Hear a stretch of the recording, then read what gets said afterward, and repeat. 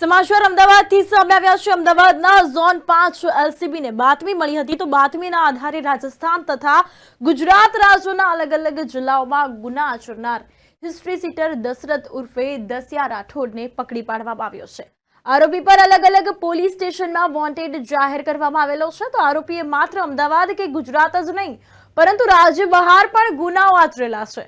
આરોપી ગુપ્ત કુલ 8 ગુનાઓમાં નોંધાયેલો છે, જેમાં 2 ગુના શરીર સંબંધી અને 6 પ્રોહિબિશનના ગુનામાં નાસ્તો ફરતો હતો।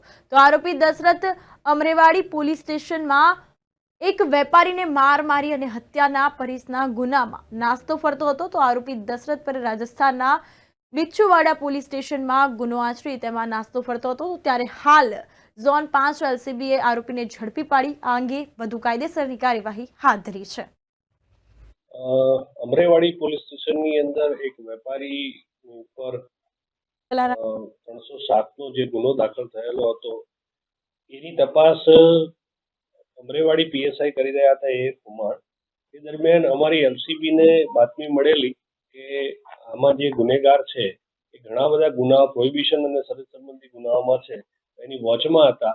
એ દરમિયાન આ આરોપી દશરથ ઉર્ફે દસ્યો મહેન્દ્રસિંહ રાઠોડ ને એલસીબી પીએસઆઈ પટેલ એમને વોચમાં આધારે હતા અને એને પકડી અને કાયદેસર એરેસ્ટ કરી। તો એની તપાસમાં એવું બહારમાં આવ્યું છે કે આ અન્ય પ્રોહિબિશનના ગુનાઓમાં પણ સંડોવાયેલો છે અને શરીર સંબંધી ગુનાઓમાં બી સંડોવાયેલા છે। અમરેવાડીના આ ગુનામાં સાથે સાથે રામોલની અંદર પણ એક રાયોટિંગનો ગુનો છે, એની અંદર પણ આ વોન્ટેડ હતો। અને એ સિવાય શહેરકોટડા, નરોડા, કઠલાલ, મહેસાણા અને રાજસ્થાનના પણ એક ગુનાની અંદર એમ કુલ થઈને કઠલાલ સાથેના 9 ગુનાની અંદર આજની તારીખમાં પણ આ આરોપી વોન્ટેડ હતો।